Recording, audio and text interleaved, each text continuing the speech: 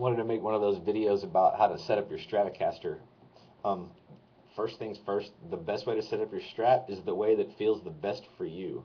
So you're gonna have to, you know, learn. I mean, you watch videos and stuff on the right height and the adjustment and everything. Let's just, but I mean, um, I'm pretty sure that once you've started playing it long enough, you should be able to set the strings and everything to where they feel most comfortable for you. What's comfortable for you may not be comfortable for someone else.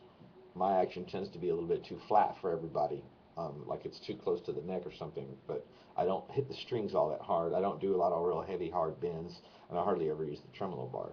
But the reason I'm making this video here is because of the bridge in the back here. I'm telling everybody right now, I think that the best way to do it is to make sure that there is no space in the back right there. Don't leave any space underneath there. You definitely do not want this thing to float up and down while you're playing. Okay, when you hit the strings harder, it moves. Okay, when you pull on the strings, it moves. Okay, if it's locked back and I'm only using the two springs here in the back, I'm not going to take the back off. I'm just telling you, there's only two springs in the back, and I got them almost all the way tightened up. I can just barely, with my fingers, pull it off of the fretboard end. See? But to tune it in standard E, and I mean a real standard E, no drop D or nothing, and then put the two springs to adjust where it stays bottomed out. This way I can switch to an open tuning, very quickly and not have to worry about the bridge not being in tune, have to go back and readjusting all the strings and all that crap. That's the reason I'm making this video.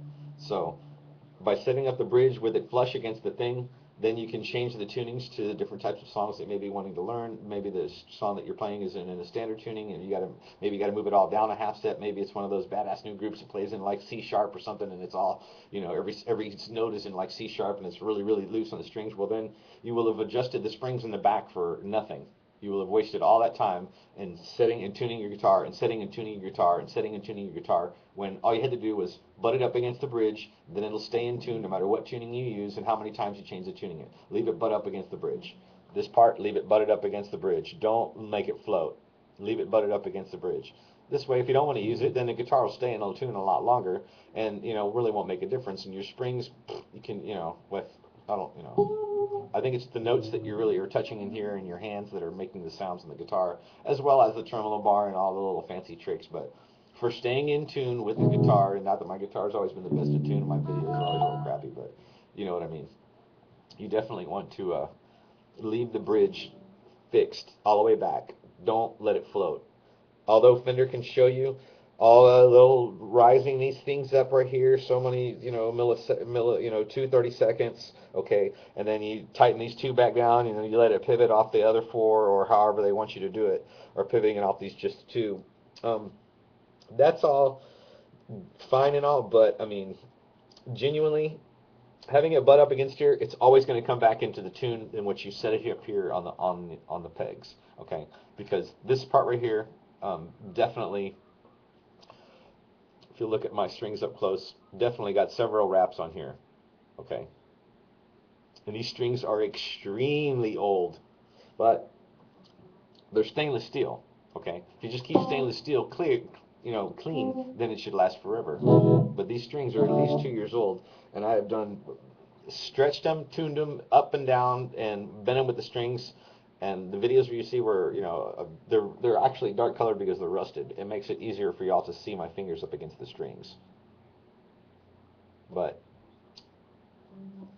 definitely leaving the butt butted up against the back of the guitar. The springs are almost all the way up, but like I said, you don't want to put them all the way tight flush in there and just pulling the springs, because it's just going to make it real difficult to push down. You just want to make it to where when you push down on the back of the guitar, there's no tremolo sound. See, you don't hear it really fluctuating. You just hear me kind of pushing on the neck and on the guitar itself, but there's no wave. But if I bend it up, see, you definitely heard it change then. See, there's no wah. It's just a forward motion. If you want to make it go up, then you need to buy a Floyd Rose tremolo or spend a little bit of money and make it go up. But for the standard, this is just a standard, Stratocaster here. It's a cheap model. This is a Mexican-made model. Okay, it's the cheapest one you can buy probably. I mean, not the cheapest one you can buy. It's definitely a lot better than some of the other ones that I played, but it does have a different kind of neck on it. but the body and everything and everything, this is pretty much a Mexican-made Strat. But let's like it's all in how you set it up. I don't, everyone who's ever played my guitar always kind of, looks at it and think, it's just, it's how you tinker with it, and you got to play it long enough in order to know what feels good and what makes it sound good. Being able to, hold a barred fret way up here on the neck, it's very clean sounding all the way through. There's no fret rattle or anything. It's just nice sounding the whole way through. So being able to, that's the important part, is be able to play all the frets all the way up down the neck and to make each one of them sound good. So I mean, if you had to sit there and go through with every one of them, then I guess that's what you did. But other than that, the whole point of my video here is the bridge. Once you take off the back, you don't want to, you know, unless you just got, thousands of dollars, then of course you can set it up floating. You can have 5 or 6 of them set up floating, but if you're on a budget and, you just want to be able to keep the guitar in tune, and you're just a banger, just like to play for yourself or whatever, that's pretty much what I do. And that I thought that might help you out in keeping the guitar tuned. But leave this thing right here, make sure that it's butted up against the back of the guitar, so that if you do want to, play it, that it's going to stay in tune. And that's the important thing, is that it does stay in tune.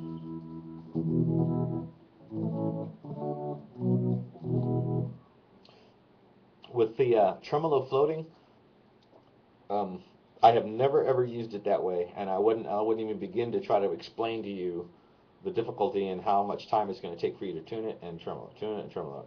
Okay. Another thing too is that once you have changed your strings, then you're going to have to redo the springs again, because the strings also they themselves stretch. I mean, they're not showing immediate signs of thinness where they're where, but if you look on each and every string up close, I mean, I'm not going to bring the camera over here, but on my guitar, as I look down, I can see where the fret and the string has actually worn a little indentation on the string itself, which makes them probably sound kind of ratty, but I like that. Okay. Not really explaining a whole lot to you on how to do it. Basically, just keep it real simple. That way you won't be sitting here screwing with the whole goddamn thing. I've never ever adjusted these things right here, for the simple fact that I wanted it to stay butted up against the back. So you won't have to worry about that float and that 1/8 inch gap that goes underneath here, if you'll just tighten up the springs in the back. And like I said, I only have 2 springs. I think the standard American Strats are going to have 3, and you can even put 5 back there, but it doesn't really matter. As long as, on the way I want you to do it, if you have 1 fucking spring, and or 1 spring, then, you could let it stay butted up against here, and you won't have to worry about it floating back up out of tune. Or if you decide you want to change the song around, and you want to use the same guitar and just change your tuning real quick, which is what I do, is just I only have this guitar, so whenever I'm going to play another song with a different tuning or something like that, then I just retune it real quick. I mean,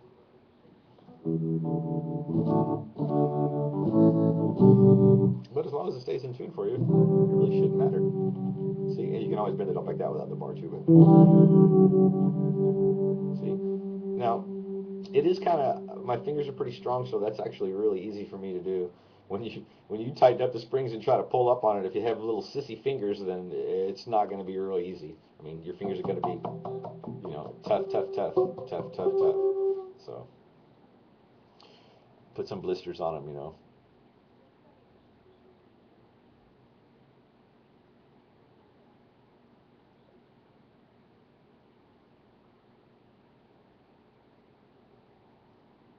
So, and that's my figure hand. I mean, this is the hand that I was tapping with, but in the in the sense that you want to do that.